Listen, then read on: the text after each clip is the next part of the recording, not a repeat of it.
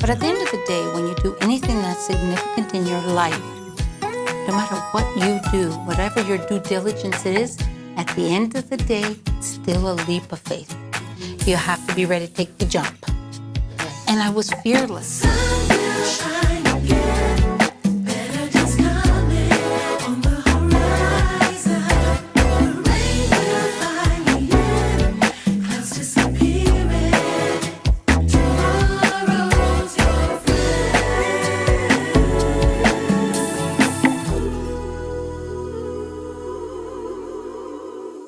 Hello and welcome to the Sweet Spot. Welcome! We're so glad you're here with us today. We're excited, Excited! Oh my, we have one of my favorite people in the whole entire On the universe. planet, yes. Here in this Sweet Spot, and I'm telling you, I can't wait for her to tell everyone about her sweet spot and how she found her sweet spot, huh? What a story it is, I tell you, and so accomplished, so beautiful. Yes. But she is so kind, so generous. Her heart is what makes her so special. And when I grow up, Yes. I want to be like her. Yes. Me too. Yes. So let's do our intro. We won't keep everyone waiting. Yes. Okay? We have in the Sweet Spot today with us a really, she's family. Yes, Right? she She is, really is indeed. family. A really dear friend of ours, Miss Julia Hanna. Familia. I have to say, when you were doing that introduction, I was looking for someone else in the room. Wow. I thought it was just the three of us. Yes.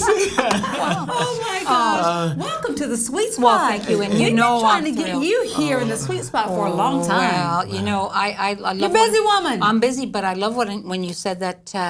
One of your favorite people. You know your favorite people list is a long one, but do you know how many lists you're on? The two of you, on favorite people list, yeah, and you're on mine. So I am thrilled to be here. Thank you. You know what I love the fact is that you started out by saying, wow. Yeah. Right? Wow. Yeah. And that's who you are. Wow. Right? That's what we say when your name comes. Wow is exactly what we come. So it's nice to hear that when you hear your introduction, you're impressed by it too. She didn't think you were Yes. going to twist that at the end, right? She didn't feel that coming. No, She I didn't did feel it not. coming. That's not. And talk about the wow factor. You know, I'm in a room with two people that you personify the wow factor, and you've done it for your whole entire life. And you do it with your family, you do it with your friends. We're not here to talk about it. But let me just tell you quickly, everyone I know that knows you they don't feel they have enough of you. So this is kind of nice that you're able to do this and get out there and get that people get a little more of the love. So Right. Thank you. Thank you so much. Thank you. Well, thank you for joining us once again. And here in the Sweet Spot, we just like to get to know our guests, right? And we want our viewers and listeners to get a chance to know your story. So today we want to backtrack a little bit and kind of start with the question of, where did you grow up? well, I came from immigrant parents. My parents were both Italian. They came over in 1956. I didn't know you were Italian. Really? Yes. They told me. The hands are like, this is hard, Michael, to keep it down. A lot of times I think he's Italian, Julia, because he's a hand. He's always he it's could crazy. be. He could be. And Seriously. there's no question. And I think it's all. What is it for me to be Italian? Is passion for your family, passion for food, yes. passion for life, and you know when you were raised in a family where you watched people come from abject poverty, and they came here to this country. Really a long journey, and it wasn't a cruise like we do on the ships today. And they came to this country, but they came together, and they supported one another. And there's something really wonderful when everybody's on the same equal footing. You know, there wasn't those who had and those who had not. Everybody was on the same level, fighting to have a better life for their families. And they supported one another, and they worked together. And what I learned growing up in a traditional Italian family is that the fact that we need each other. You see, they understood that they needed each other. They couldn't do it without one another. Yes. I love Right? that. Yeah, that's right. They That's needed right. each other, they needed each other to exist in every way. Spiritually, they needed it. Their heart needed it. Their families needed it, but they needed it because, for example, you couldn't afford to pay someone to build a garage for you. So everyone came over one weekend to build that garage, right. and then the next weekend you went over their place and built their garage, and they were together. And then I lived in the famous Jane and Finch neighborhood. Oh, Wow. I grew knew? up there. Who knew? But it was incredible experience. And there is so much negativity and so much. There's so many challenges that they're facing right now, and those are very real challenges. But it was a great experience to grow up in a neighborhood that represented people from all the world, and it gave us an understanding. So in our neighborhood, we shared culture and food because we were represented. The world was represented in our neighborhood. And at 26 years of age, I decided to come to Oakville for a visit. Saw a little cafe restaurant and decided that I was going to buy a restaurant. And I was 26 years old. And so Okay, let's back up a little bit. Yeah. Let's back Yeah, up. so you talk about Little Village. Do you know, like, have you ever been back to your parents? oh my goodness, yes, it's awe-inspiring. So where is? Well, they came from just outside of Rome. Okay. And what they thought was, luxury, and you look at how they lived, but they had joy. Because I think when you don't strive for the material things, you find the joy in the things that really matter. And sometimes when that's forced upon you, it's a wonderful thing. Wow, that's amazing. That's Yeah, right? amazing. So- And so you visited there? Oh my gosh, visited Yes. there and brought my sons. The interesting thing is I brought all my children there. And two of the comments that my sons made, one of them was, "I get you now, Mom." And another was, "Mom, I feel like I'm in a movie. I'm watching, but I'm actually in the movie." Because they experienced something that they couldn't have imagined until they experienced it. Wow.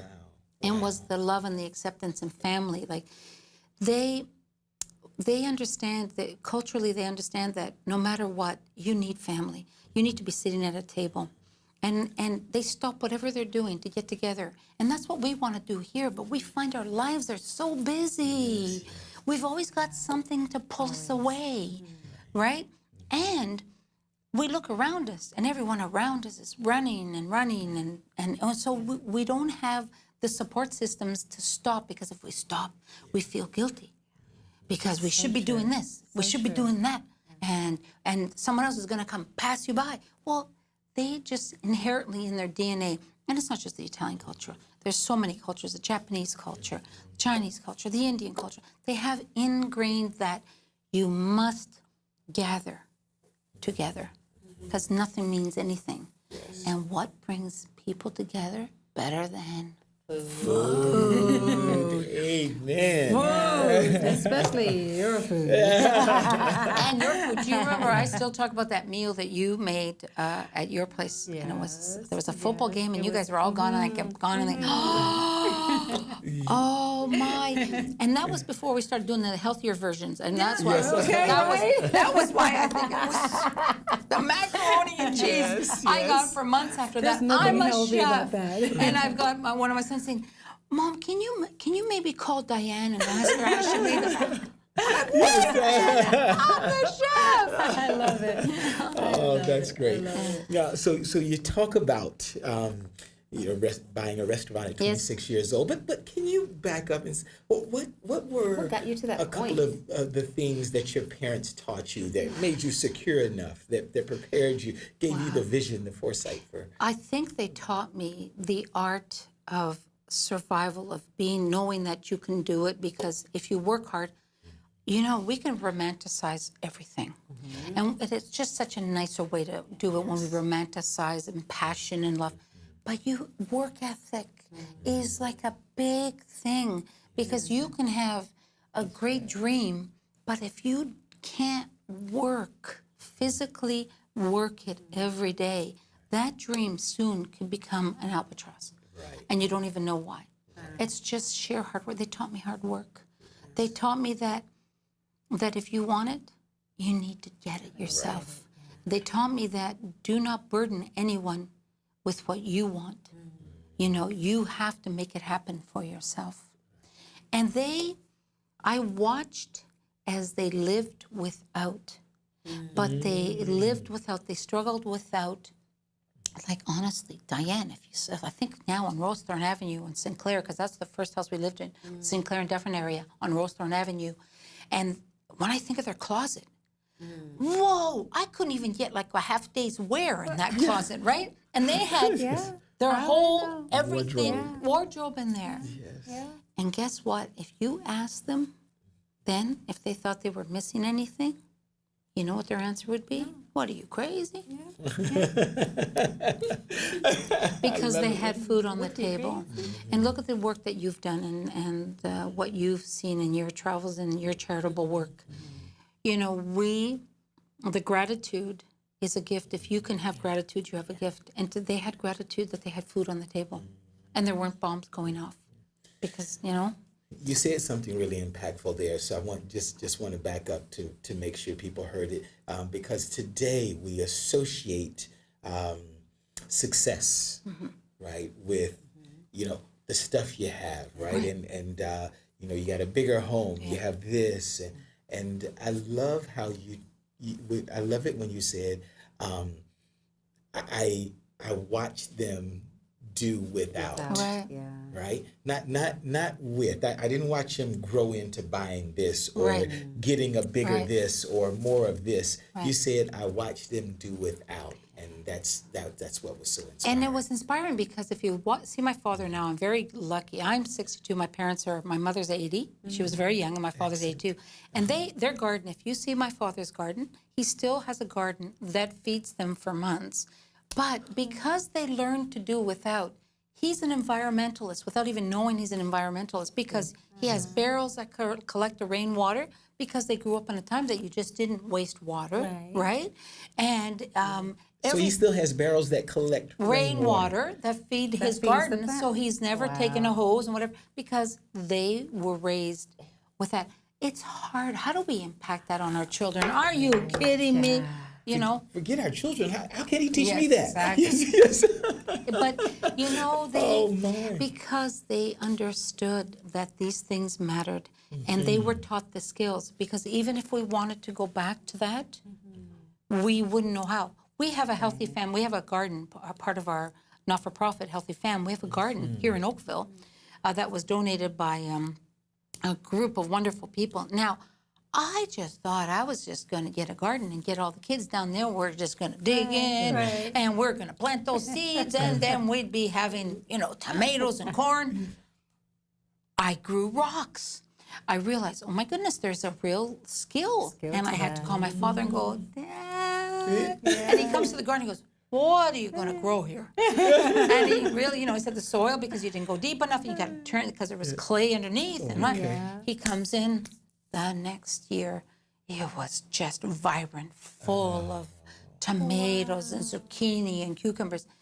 That is a life skill that how do we pass that on? But it's very symbolic, that whole garden thing, right? Symbolic of life. You nurture it, you have patience, which we don't have a lot of these days. That's right. Well, I know he does with you, Diane. Or do you with him? Well, you know what I've learned through the years. Much patience with this man, right? A lot.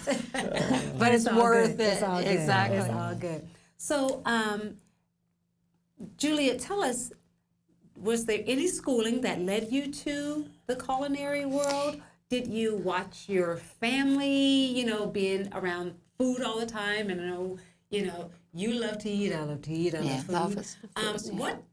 And how about the business skills? Down that path. Well, interesting because my grandmother, the greatest chef, I have worked with many chefs. I've had the privilege to travel throughout the world, work with some incredible chefs, including once being with Cuban Culinary Federation. I was the only woman in their kitchen in the last 10 years, and my husband would call and say, oh, my honey, you didn't get on the beach all day? And I'm like, oh, that's too bad. I'm in a kitchen with 200 beautiful male chefs, and he's feeling sorry for me. And I'm going, I'm okay, honey. I'm all right, So, but working with all these chefs, the greatest chef that I'd ever worked with was my grandmother.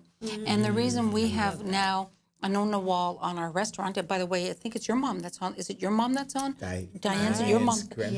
Your grandmother are on our wall. That's right. And that wall is dedicated to these women like your mother and grandmother, like my grandmother, who cooked for their families and did it for years without the acknowledgement, the recognitions. They weren't getting awards or cooking shows or whatever. And they did it every day with love.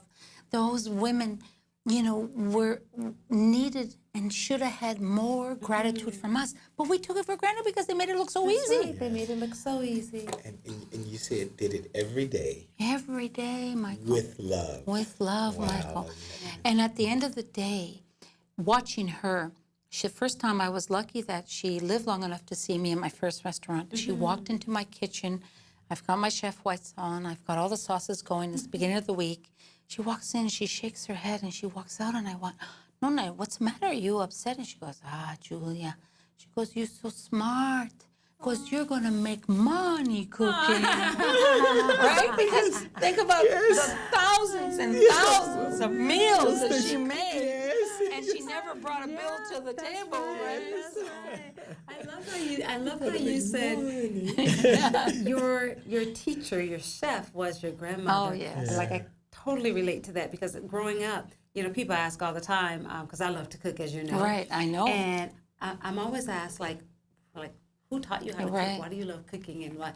But same with you. For us, food was, you know, we didn't have much, and food was the thing.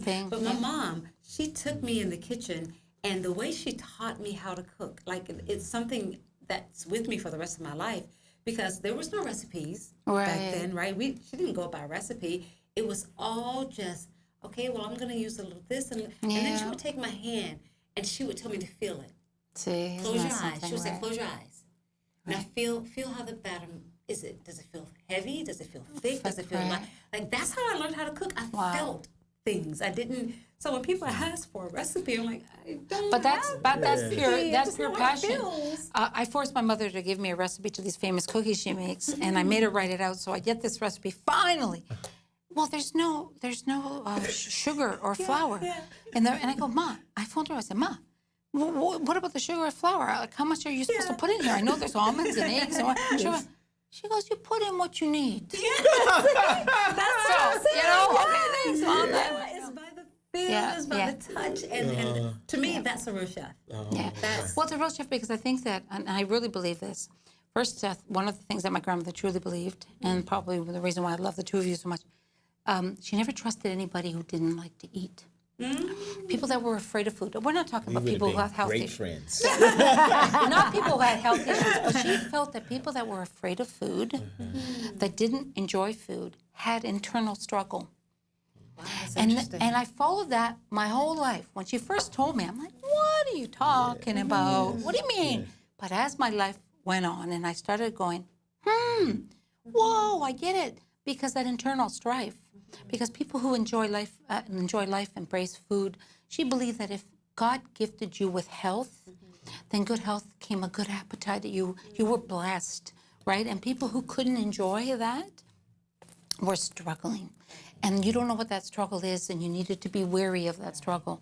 And it's funny, I took that one with me. That's awesome. Yeah, my little research, you know, That's when you go awesome. out and you eat with people, you see how they eat. It tells you a lot about who they are. Good. So can you tell us now, jump back to 26 years old. Yes. You come to Toronto, and you decide you want to buy a restaurant. Yeah. How? Well, I was from Toronto, came to Oakville, and I didn't even think about it. And that's a wonderful thing about being young. When you're young, I think we get too rational and too, we get too, we're too analytical, almost to a Think fault. everything through. There's one thing to have due diligence. Because of course, as you know, I'm married to a lawyer, and you know, due diligence, you have to know everything before. But at the end of the day, when you do anything that's significant in your life, no matter what you do, whatever your due diligence is, at the end of the day, it's still a leap of faith. You have to be ready to take the jump. Yes. And I was fearless because I worked with someone in Toronto on Yorkville Avenue. It was the hottest restaurant in all of Toronto. And we had, I'm telling you, every major star. We had bookies, entertainers. It was the place. Spot. And it was happening. And I'm sitting down with Jim Henson from the Muppets, Liza Minnelli. I met Meatloaf. I'm hanging out with these people like, hey, just in the neighborhood, you know. But the food was exquisite. But the person who owned the restaurant was not a good human being. And I made a decision that if I never wanted to be in a position where I might have to work with someone like that and not have control, then I had to do it for myself. Okay. All right. So just that simple. So I became that person for everybody else. Yes. So, yeah. Okay. All Yeah. right. Got it. Excellent. Excellent. So your first restaurant, what was it? Cafe Galleria, and it was back of a hallway in downtown Oakville, right between right on the lakeshore. And you could hear your heels and Diane and those little heels. You would hear that click, click, click, because there was a big hallway. And you'd open the door, and there'd be no one in there. So what I would do was, I thought, oh my gosh, people would open that door, see nobody there, go running back down the hall. So I started taking dirty cutlery and glasses and put them on the tables and mess up tables and leave breast baskets. And so when people came to the door, I'd say, sorry, I didn't have a chance to set up. I was so busy, right? And then they kind of went, oh, people have been here because they can tell. Look, the chairs and whatever. yes. And they sat down. You do what you have to do. Yes. All right. Until they started coming. Right. And word of mouth is powerful. And word of mouth, and one person told another person, and then we then opened up, sold that after 10 years, and opened up a place called Paradiso. So maybe just a little bit there. What was the culture of as it grew? What was the culture of that restaurant? You know what it was that was so special? When we sold it, Michael, it was only 45 seats. When we sold it, people bawled their eyes out, cried, because it was a community gathering place. It was personal. You talked Yes. to every person. And I know that I could never go back to that as much as I would love to, you know, because you have to grow. You can't stay. You know, you can try, but it's things around you are changing. You have to change. But that was an atmosphere where people, you know, proposed to one another. They announced their pregnancies to one another. They celebrated anniversaries. They even divorced and fought. And there was, you know, all sorts of memories. Yeah, Yes. life. Yes. Wow. Life played out in those four Good. walls, right? So, And then you moved on to Paradiso. So what's the difference between? well, the two? Paradiso was much bigger, and we were lucky. Paradiso, Sony Music, the first year came in. The president, just like the restaurant, and that put us on the map because we had the Sony Music Juno party. So we had Celine Dion and Amanda Marshall singing in the restaurant. Like, I'm like, how could this be happening in the Yes. what the heck? And that kind of just like it was. And again, by the grace of God, you know that there's forces that are there, because really to go from a 40-seat restaurant to a 150-seat restaurant, really, like that wasn't going to be a big challenge.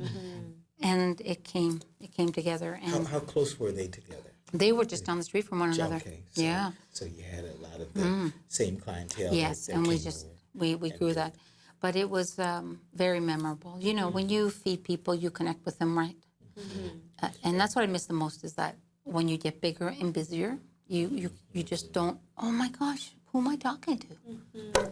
It's what you struggle with, I'm sure, that you want to talk to. Everybody. Yeah. Does he want to talk to every person? Just sometimes. Diane. Okay, I have to tell the story. bit. Diane's got the girls in the car. They're at the restaurant. Diane looks at me, help me. Okay. Leave it to me. And I've got Mike, and every single person wants Mike. And I literally, like, I felt like and I just motored. And we got him, remember, we just hustled him in the car. That was the it. crowd. That's We did good. it. We did it. So let me ask you this: in your first two restaurants, Yes. did you feel that God had His hand on what was happening? Did you come to a realization that, wow, this is really what I'm called to do? This is my calling. Interesting you say that. Absolutely. It never felt like I was at the wrong place. I knew. I believe that we get messages. We just have to be open to hear them. We have to want to listen to them. You have to be ready to let it in. And I grew up in a very strong Roman Catholic family. And I used to see my grandmother, and she lived with faith that gave her the power to withstand a very, like you're talking a world war, you're talking depression, you're talking, you know, she survived that. And she truly believed in humanity. And she was, remember, when she died, she was a traditional Italian woman, barely spoke English, when she died, they thought, the funeral attendants thought she was a celebrity or a politician because thousands of people came out. So you can impact people's lives without being the person that has their name on the marquee or the person that is on TV. You can impact powerfully people's life by this simple act of sharing. That's real power, isn't it? Right. It's not contrived. Michael, there were grown men crying coming through because she wet nursed them because their mothers couldn't feed their babies. She kept them alive. We had no idea. We thought, who is this woman? We knew her and loved her. And she fed people, and I'll never forget my grandfather saying, because at the time in the summertime, the construction workers, the men couldn't work, and there was no unemployment insurance. So they'd always stop by my grandmother's house because they knew they were going to get a meal. She would feed them. And I remember my grandfather, one day I was a little kid, and my grandfather says, Money, you know, you're feeding these people, we don't have enough for our own. And to the day I die, those words stay with me. She said to my grandfather, Joe, if I feed them, I'm never going to be hungry. Oh. Boom. Boom. That was it for me. Wow. And as a young kid, it resonated with me so profoundly. And it was matter of fact. She wasn't making some bold statement. Right. If I feed them, I'm never going to go hungry. She knew inherently. That's beautiful. So, that's how I've tried to live my life. That gave me chills. Yeah. How do your parents feel about your success? My parents, my mother is great. She's been on the show numerous. I have a cooking show, and she's been on numerous times. They're the most down-to-earth people, and I'm blessed by the fact that it doesn't matter who they meet. In fact, my mother, when we had Prime Minister at the time, Stephen Harper, was at the restaurant, my mother, he wanted to talk to her because he ate her famous gnocchi. And she said, I'm busy here. I can't go out and dine. Wait a minute, you got to go. And then, while he's talking to her, she put her hand on him and said, Mr. Prime Minister, it's so nice you came, but I got to go now. And she's proud. There's no question she's proud, but she's not, it doesn't impress her. She's proud. I hope she's proud of the person I am, but it doesn't impress her, the stuff that we do, like the stuff. What impresses her, and that's the person she's always been. Question. Can you stay around a little longer? Sure. Is that okay? Sure. Okay. What? Are you making dinner?